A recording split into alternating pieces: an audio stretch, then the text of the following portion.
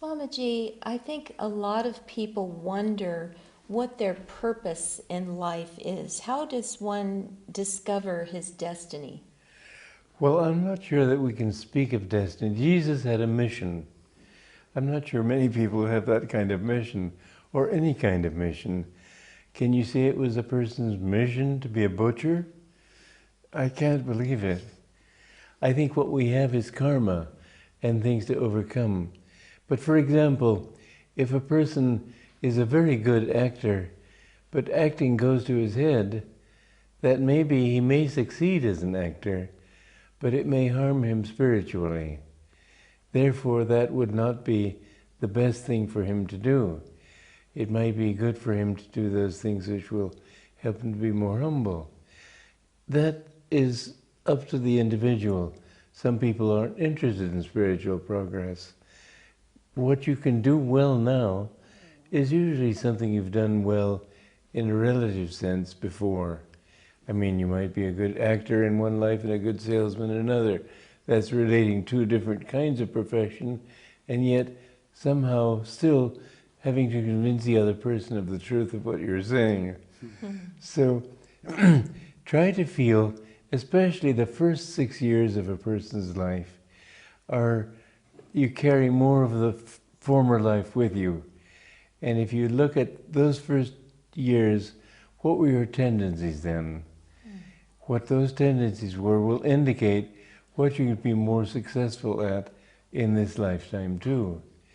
So it's easier and better to go the route of that you've already taken than to, you can't be everything. I know this one old woman decided that she wanted to know God, therefore she had to become perfect in every way. At the age of 75, she set out to become a millionaire. Well, that's ridiculous. Of course she never became a millionaire. But it was a ridiculous aspiration. You don't have to be good at everything. Just be good at one thing. It's sort of like a sheet of ice on a lake. It's hard to break through the ice at all points. But if you can break through it at one point by just drilling at that one point, you can get to the water underneath. So also with any work that you do, don't think in terms of becoming all-rounded or everything. Take whatever you're good at and do it better.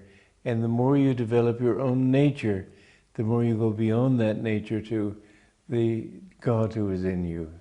Swami, you spoke of reincarnation. Is it necessary to believe in reincarnation? Well, is it necessary to believe the world is round? No, you can believe it's flat, but it's round.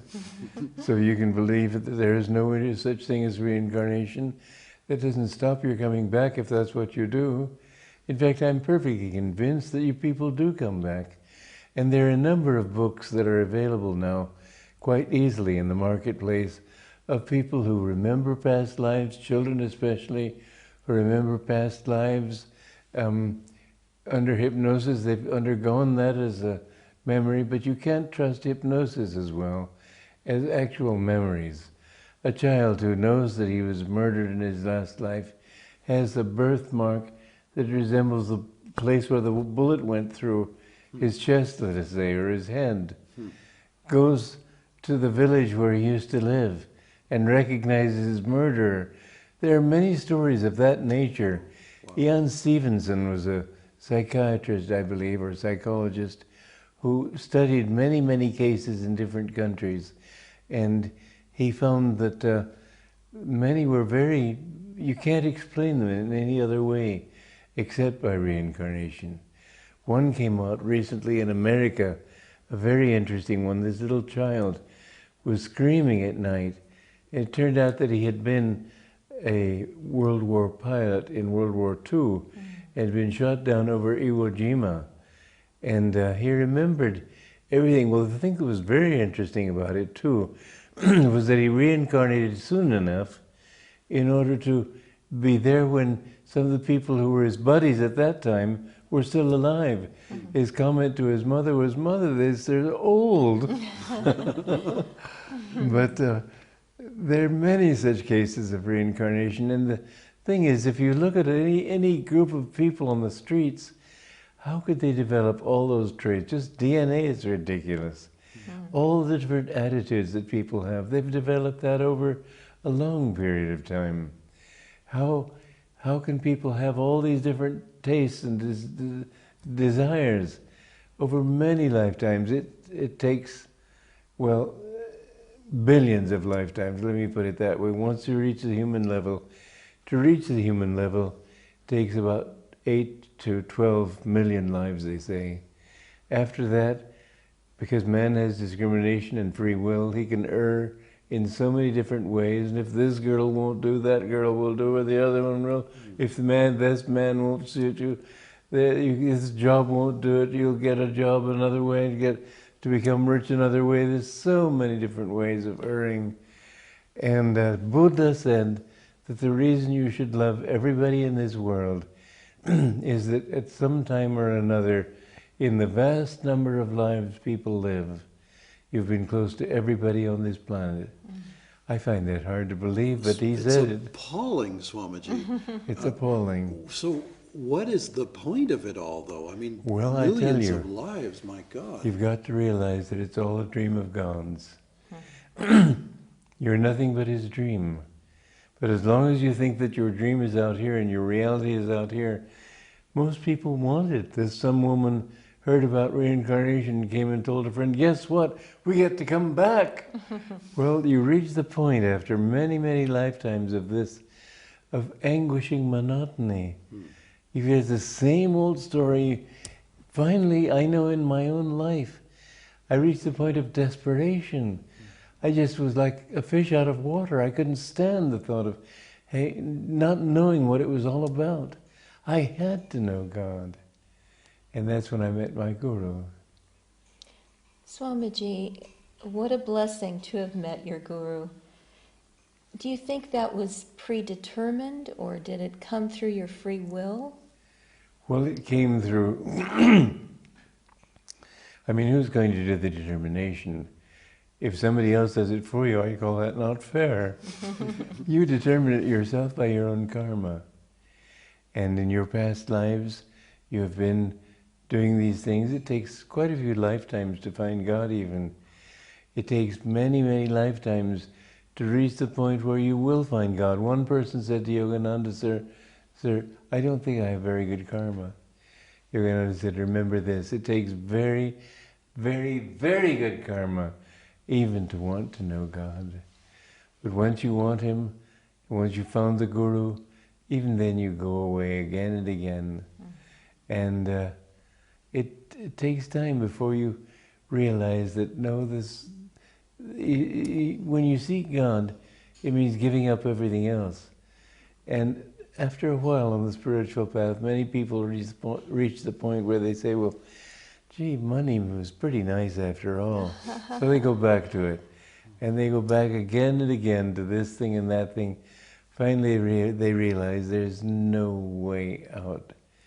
And when they've reached that point, then they find God. How much free will do we have? We have the free will to seek God or to reject him. That's our free will. Otherwise, you're conditioned by so many actions of the past that it's possible for a wise man to predict when you want to go left and when you want to go right. What makes you want to do those things? That's where your lack of free will comes in. There's some predestination, destined by you, however, not by anyone else, that makes you want to wear the kind of tie you're wearing today, for example. And that happens from all the past lives that we have? Yes. Predeterminations Yes. from that. So where does belief factor into it? Belief isn't very important, but it's what makes you start trying. If you didn't believe, then you wouldn't try. So you have to have belief in the beginning. But people who say that you will be saved by your beliefs, their beliefs won't save you. It's what you know that will save you.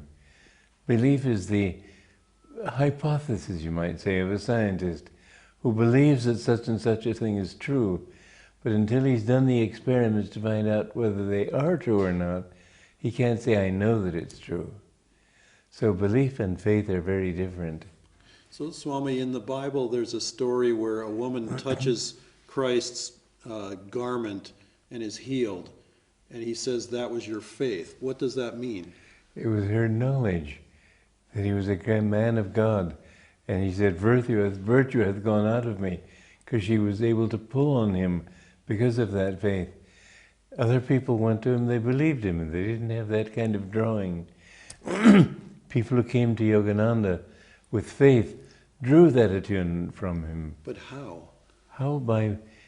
Well, as it says in the Bible, all those who received him, to them gave he power to become the sons of God. His purpose was not to show how great he was. His purpose was to show us what we can become too. As he said, what I've done, you could do. But to receive him means to be in tune with his consciousness. You can't get out of the ego by just affirmation. The ego itself is making that affirmation. But if you attune yourself to the consciousness of a true guru, you take his consciousness onto yours, and you see things then from his point of view. You don't become him. Each disciple becomes himself. Once you find God, you see each person is unique as the child of God. God is ever new, and he deemed each person as a new manifestation of himself. So our attunement with the Guru doesn't mean we take on his personality, but we take on his vision of truth, which is that God is the true doer. I remember I was sitting one time thinking how wonderful it was to be his disciple. I was learning and absorbing so much, above all the sense of bliss and love and so on. And he asked me to help him stand up, and he looked at me in the eyes and he said, just a bulge of the ocean. The Guru doesn't think of himself as teaching you. He feels that he is an instrument of God, and he is only a wave on the surface of the ocean of God. That's what we seek to become. And the interesting thing is that when we do find that this ego doesn't exist, we find a true self that is eternal. Each person, even merging in God, he has that memory of having been all these different people. He has that unique selfhood that is always there. So that if you pray to St. Francis, who is merged in God, he will come back to you not as some God product, but as St. Francis himself in that form.